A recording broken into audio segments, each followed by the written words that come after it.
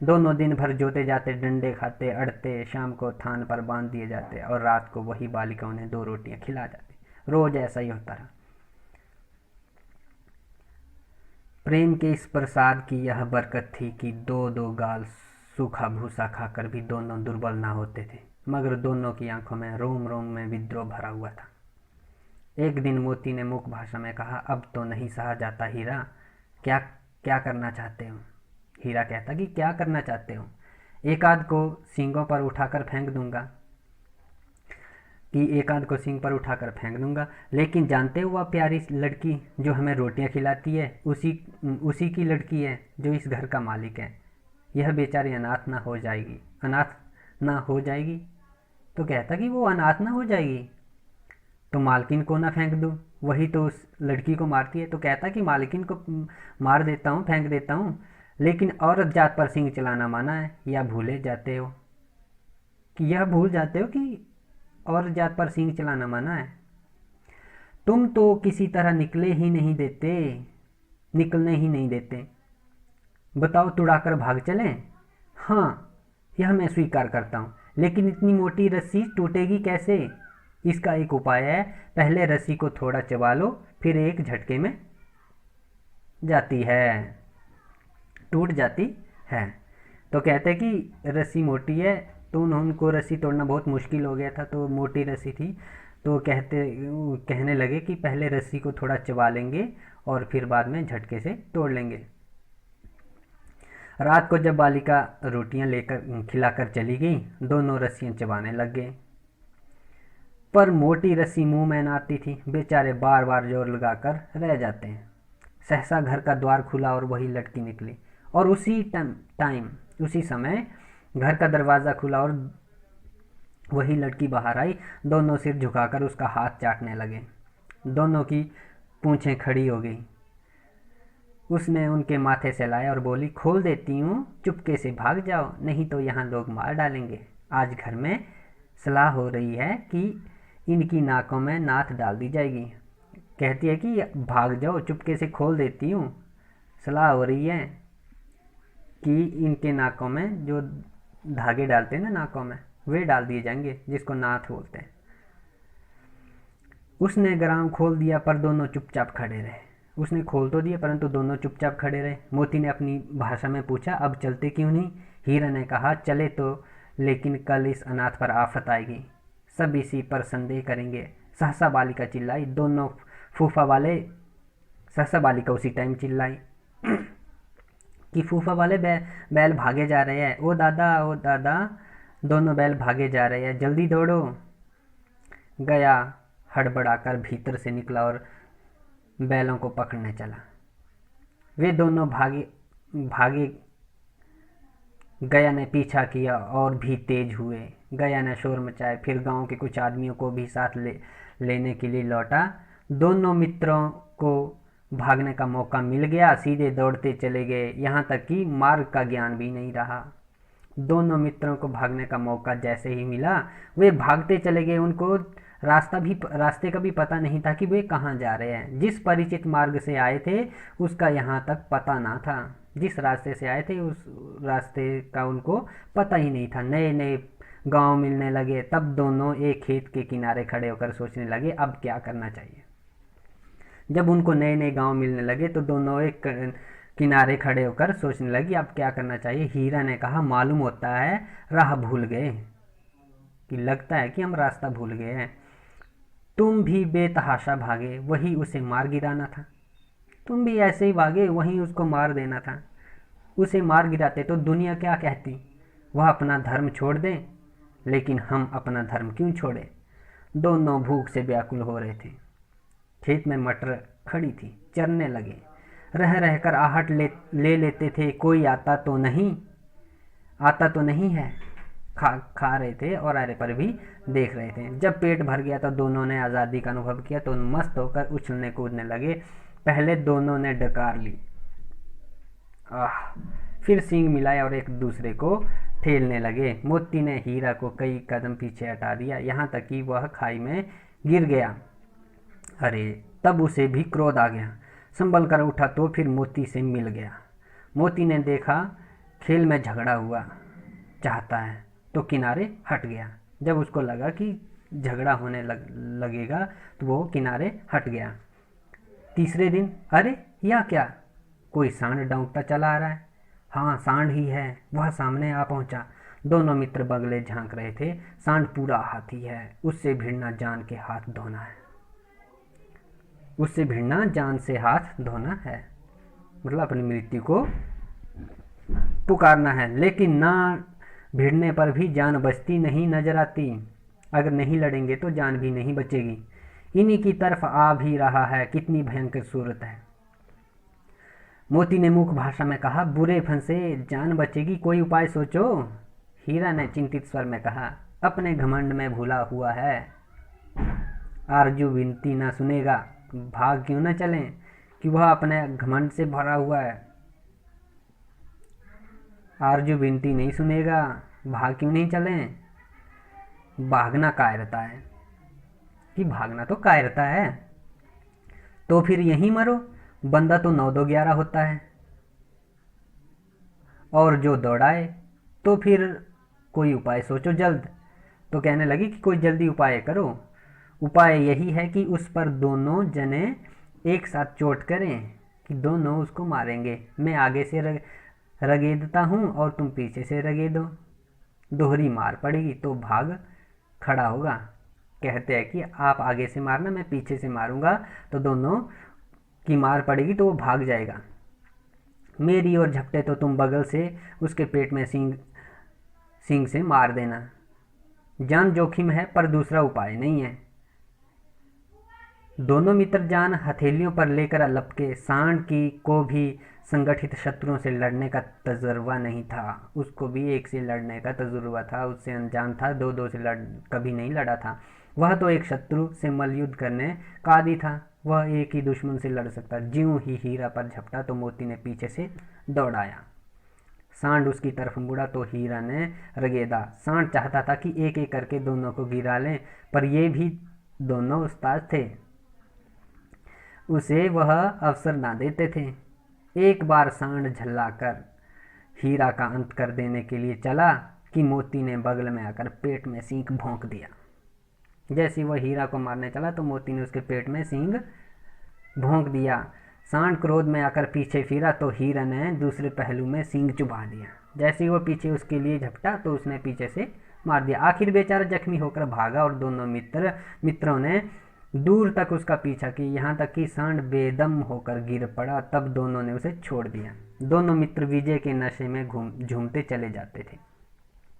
मोती ने अपनी सांकेतिक भाषा में कहा, मेरा जी तो चाहता था कि बच्चा को मार ही डालूं। मोती कहता मुख भाषा की, मेरा तो जी कर रहा था कि आज उसे मार ही डालूं।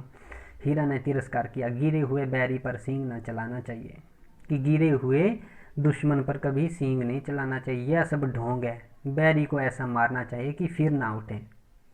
कहता है कि दुश्मन को इस तरह से मारना चाहिए कि वो कभी ना उठे।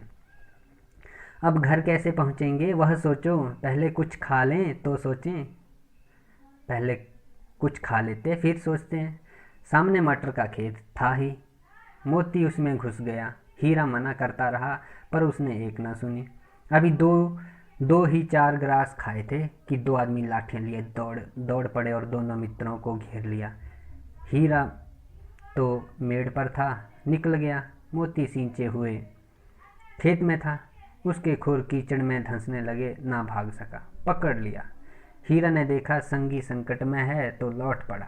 जैसे उसने अपने मित्र को संकट में देखा तो वो भी वापिस हो गया। फंसेंगे तो दोनों फंसेंगे, कहता कि फंसेंगे तो दोनों। रखवाले ने उसे भी पकड़ लिया। दोनों को पकड़ लिया और प्रातःकाल दोनों मित्र को कांजी हौस में बंद कर दिया। अब उनको कांजी हौस में बंद कर दिया। चौथे दिन दोनों मित्रों को जीवन में पहली बार ऐसा साबिका पड़ा कि सारा दिन बीत गया और खाने के लिए एक दिन का भी ना मिला। अपने जीवन में उनके साथ पहली बार ऐसा हुआ कि पूरा दिन बीत गया परंतु खाने को नहीं मिला। समझ में ना आता था यह कैसा स्वामी है। इससे तो गया फिर भी अच्छा था। अब समझ नहीं आता कि ये स्वामी कैसा है, इससे तो वो दूसरा झुरी का जो साला गया था वो अच्छा था। यहाँ कई भैंसें थी, कई बकरियाँ, कई घोड़े, कई गधे, पर किसी के सामने चारा ना था। सब जमीन पर मुर्दों की तरह पड़े थे। कई तो इतने कमज़ोर हो गए थे कि खड़े भी ना हो सकते। वहाँ पर बहुत सारे बकरियाँ, घोड़े, गधे थे। उनके सामने चारा नहीं था। कुछ तो इतने कमज़ोर हो गए थे कि वो खड़े नहीं हो सकते थे। सारा दिन दोनों मित्र फाटक की ओर टकटकी लगाए ताकते रहे, पर कोई चारा लेकर आता ना दिखाई दिया। तब दोनों ने दीवार की नमकीन मिट्टी चाटनी शुरू की, पर इससे क्या तृप्ति होती। दीवार की मिट्टी चाटनी शुरू की। रात को भी जब कुछ भोजन न मिला तो हीरा के दिल में विद्रोह की ज्वाला दहक उठी। मोती से बोला, अब तो नहीं रहा जाता मोती। मोती से बोला कि अब तो नहीं रहा जाता मोती। मोती ने सिर लटकाए हुए जवाब दिया, मुझे तो मालूम होता है प्राण निकल रहे हैं। इतनी जल्दी हिम्मत न हारो भाई, यहाँ से भागने का कोई उपाय निकालना चाहिए। कितनी जल्दी हिम्मत न हारो, यहाँ से भागने का कोई उपाय सोचो। तो कहता है, आओ दीवार तोड़ डालें, मुझसे तो अब कुछ नहीं होगा। दूसरा कहता है, मुझसे अब कुछ नहीं होता, बस इसी बूते पर अकड़ते थे, सारी अकड़ निकल गई। बाड़े की दीवार कच्ची थी, हीरा मजबूत तो था ही। अपने नुकीले सींग दीवार में गड़ा दिया और जोर मारा तो मिट्टी का एक ही चिप्पड़ निकल गया। एक चिप्पड़ निकल आया। फिर तो उसका साहस बढ़ा। इसने दौड़ दौड़ कर दीवार पर चोटें की और हर चोट में थोड़ी थोड़ी मिट्टी गिराने लगा। चोटें करने लगे और थोड़ी थोड़ी मिट्टी गिराने लगा।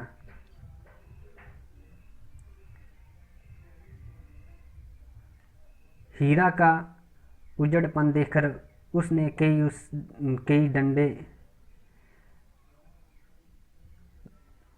चोटें पड़ी और थोड़ी थोड़ी मिट्टी गिराने लगा। उसी समय कांजी हाउस का चौकीदार लालटेन लेकर जानवर की हाजिरी लेने आ निकला। हीरा का उजड़पन देखकर उसने उसे कई डंडे रसीद किए और मोटी सी रस्सी से बांध दिया। मोती ने पड़े पड़े कहा, आखिर मार खाई क्या मिला? अपने बूते भर जोर तो मार दिया। ऐसा जोर मारना किस काम का कि और बंधन में पड़ जाए? कि ऐसा जोर मारना किस काम का है भाई? फिर से बंधन में पड़ गए। जोर तो मारता ही जाऊंगा चाहे कितने ही बंधन पड़ते जाए। कहता कि जोर तो मारता ही जाऊंगा चाहे कितने बड़े बंधन पड़ जाएं। जान से हाथ धोना पड़ेगा, कुछ परवाह नहीं, ये यूं भी तो मरना ही है। सोचो दीवार खुद जाती तो कितनी जानें बच जाती। कहने लगे कुछ परवाह नहीं है, ऐसे भी तो मरना ही है। सोचो अगर दीवार खुद टूट जाती तो कितनों की जानें, दीवार खोदी जाती तो कितनों की जानें बच जाती। इतने भाई यहाँ बंद है, किसी की देह में जान नहीं है। 2-4 दिन और यही हाल रहा तो सब मर जाएंगे। किसी के पास जान नहीं बची थी। हाँ यह बात तो है।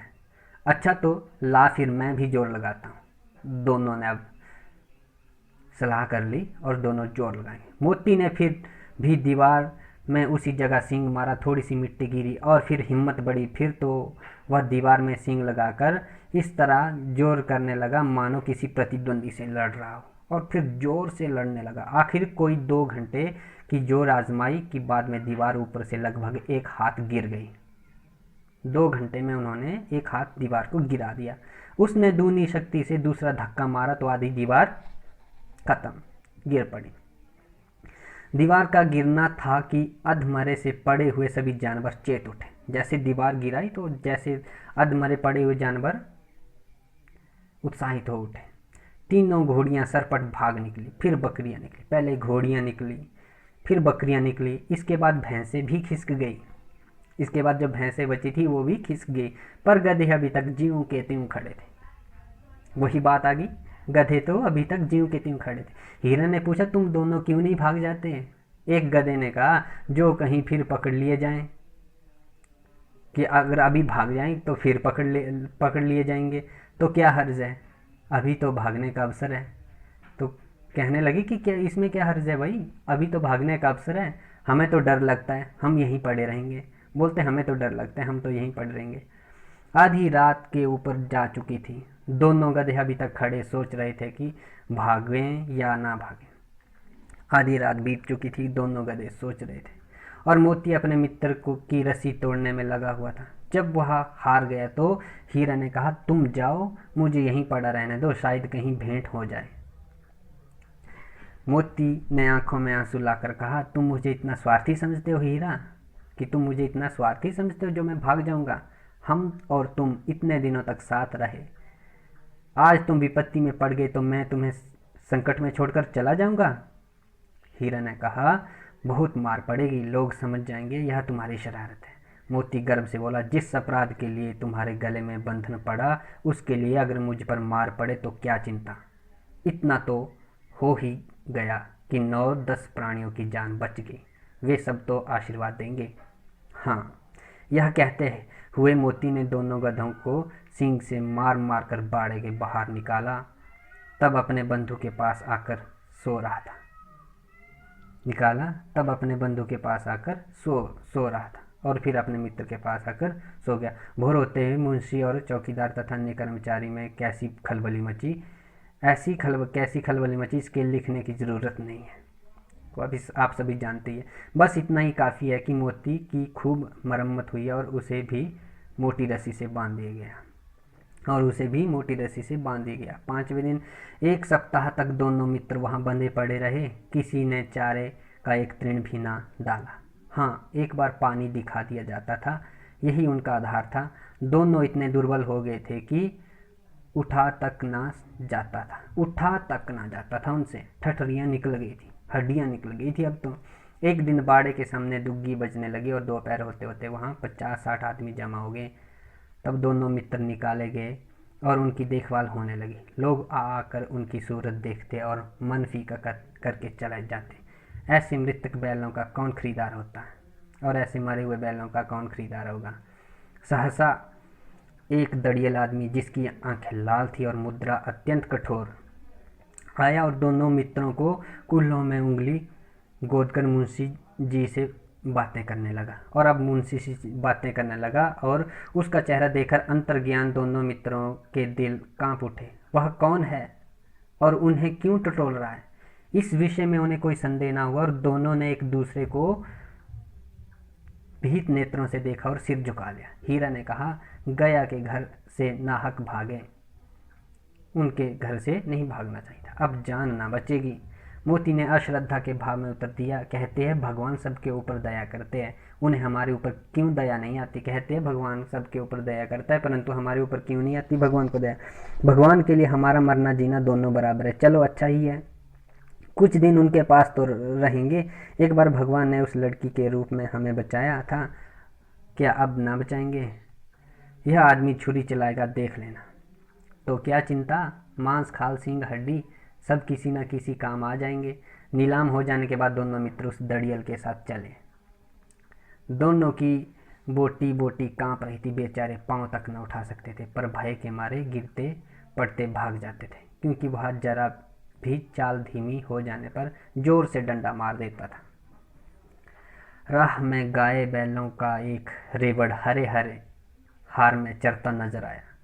सभी जानवर प्रसन्न थे, चिकने चप्पल, कोई उछलता था, कोई आनंद में बैठा पागुर करता था, कोई भी उन पर गिर पड़ता। कितना सुखी जीवन था इनका, पर कितने स्वार्थी हैं सब। किसी को चिंता नहीं कि उनके 2 भाई बधिक के हाथ पड़े कैसे दुखी हैं। सहसा दोनों को ऐसा मालूम हुआ कि यह परिचित राह है। हाँ, इसी रास्ते से गया उन्हें ले गया था। वही खेत, वही बाग, वही गांव मिलने लगे। प्रति क्षण उनकी चाल तेज होने लगी। सारी थकान, बहुत दुर्बलता गायब होगी। आह, यह लो, जब उनको रास्ता मालूम लग गया तो उनकी चाल, उनकी दुर्बलता जो थी वो गायब होगी। यह लो, अपना ही हार आ गया। इसी कुएं में हम पूर चलाने आया करते थे, यही कुआं है। मोती ने कहा, हमारा घर नगीच आ गया है, हमारा घर नज़दीक आ गया। हीरा बोला, भगवान की दया है, मैं तो अब घर भागता हूँ, यह जाने देगा, इसे मैं मार गिराता हूँ। नहीं, दौड़कर थान पर चलो, वहाँ से हम आगे ना जाएंगे। दोनों उन्मत्त होकर बछड़ों की भांति कुलेलें करते हुए घर की ओर दौड़े। वह हमारा थान है। दोनों दौड़कर अपने थान पर पहुँचे और खड़े हो गए। दड़ियल भी पीछे पीछे दौड़ा चला आता था। झुरी पर बैठा धूप खा रहा था। बैलों को देख झुरी द्वार पर बैठा हुआ धूप सेंक रहा था, तो बैलों को देखते ही दौड़ा और उन्हें बारी बारी गले लगा लिया। मित्रों की आंखों में आनंद के आंसू बहने लगे। एक झुरी का हाथ चाट रहा था। दड़ियल ने जाकर बैलों की रस्सियां पकड़ ली। झुरी ने कहा, मेरे बैल है। तुम्हारे बैल कैसे? मैं मवेशी खाने से नीलाम करके आता हूँ। मैं समझा हूँ चुराए लिए जाते हो, चुपके से चले जाओ। मेरे बैल है, मैं बेचूंगा तो बिकेंगे। किसी को मेरे बैल नीलाम करने का क्या अख्तियार है? तो कहने लगे, किसी को मेरे बैल नीलाम करने का अधिकार क्या है? जाकर थाने में रपट कर दूंगा, जाकर थाने में बंद कर दूंगा। मेरे बैल है, इसका सबूत यह है कि मेरे द्वार पर खड़े हैं। दड़ियल तब झल्लाकर बैलों को जबरदस्ती पकड़ ले जाने के लिए बढ़ा। उसी वक्त मोती ने सींग चिल्लाया। दड़ियल पीछे हटा। मोती ने पीछा किया। दड़ियल भागा, मोती पीछे दौड़ा। गांव के बाहर निकल जाने पर वह रुका, पर खड़ा दड़ियल का रास्ता देख रहा था।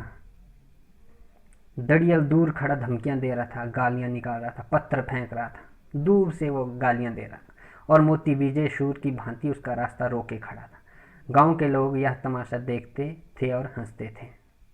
जब दड़ियल हार कर चला गया तो मोती अकड़ता हुआ लौटा। हीरा ने कहा, मैं डर रहा था कि कहीं तुम गुस्से में आकर उसे मार ना बैठो। अगर वह मुझे पकड़ता तो मैं बेमारे ना छोड़ता। अब ना आएगा तो दूर ही से खबर लूँगा, देखूं कैसे ले जाता है, जो गोली मरवा दे। मर जाऊंगा पर उसके काम तो ना आऊँगा। हमारी जान को कोई जान ही नहीं समझता, इसलिए हम इतने सीधे हैं।